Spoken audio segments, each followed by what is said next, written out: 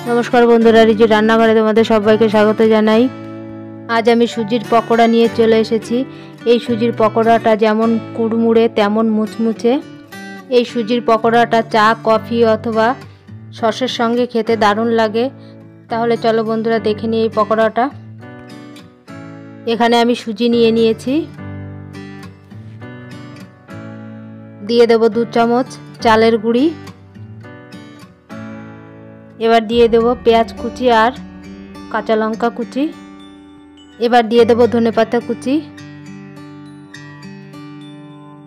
এখানে দিয়ে দেব জিরে গুঁড়ো, ধনে গুঁড়ো আর কাশ্মীরি লাল লঙ্কা গুঁড়ো আর লঙ্কা গুঁড়ো। আর দিয়ে দেব মটর। আর এখানে নিয়ে নিয়েছি একটা কাঁচা আলু, খোসাটা ছাড়িয়ে নিয়েছি।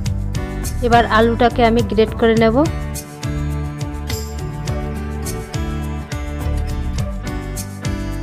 সব উপকরণ আমি একসঙ্গে এইভাবে মেখে নেব। এবার অল্প জল দেব।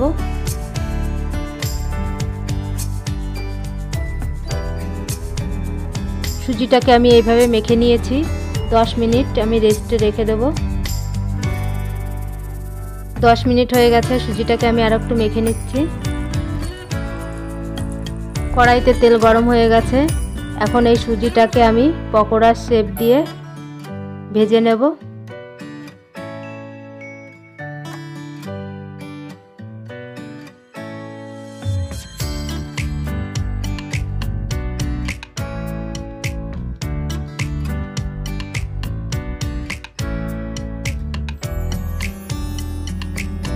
এবার পকোড়াগুলো আমি উল্টে দেব।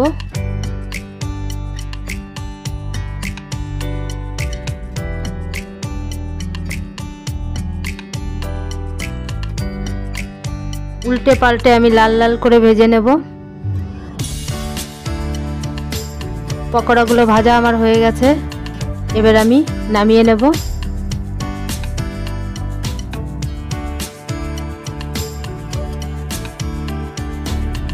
এই একইভাবে সুজির পকোড়াগুলো আমি ভেজে নেব।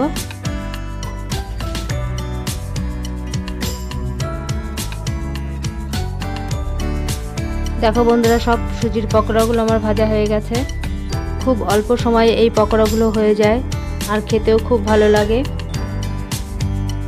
তাহলে বন্ধুরা এই ভিডিওটা যদি ভালো লেগে থাকে লাইক, কমেন্ট, শেয়ার এবং সাবস্ক্রাইব করে আমার পাশেই থেকো। ধন্যবাদ।